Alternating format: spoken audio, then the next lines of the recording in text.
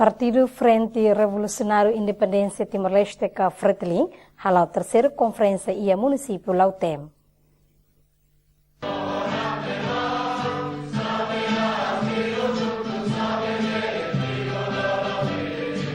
Partido Fretilin mak partido nebe existe durante tempo resistência tohin loron. Também consolida militantes no apoiantes partido botni a base metem lutan. Maka sábado semana koto halau terceira conferência municipal e a município Lautem. Terceira conferência municipal nebe halau teona ya loron sanulo resinen. Fulan maio liuba la consegue hilia estrutura fon. Tamba moço irregularidade balun e a processo eleição. Nune foi reorganiza ricas e a sábado semana koto.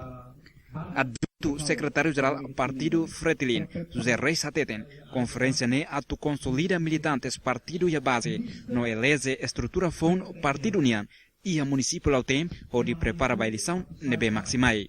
E hoje a minha rua, a conferência né, o processo fon e tem que prepararmos para eleições sucos nebe macato atumai e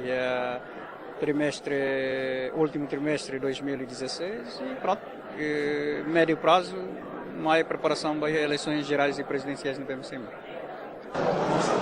Entretanto, o coordenador partido Fretilin, município Lautem, Aurelio Freitas, nebe reeleito ricas para coordenador Hateten, se esforço no serviço macas, com a estrutura partido União e a base, não é belehasoro eleição geral Ricunrua Sanulo Resinhito. Pronto, a serviço, tal as interesse partido, a interesse amigo, grupo União e liu-se esforço a minha esperança que está Fretilin se retam votos para o distrito Lautem.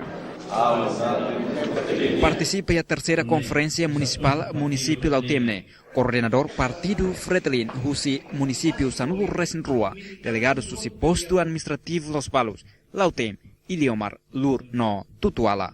Anito Soares, Francisco Correa, hato reportagem.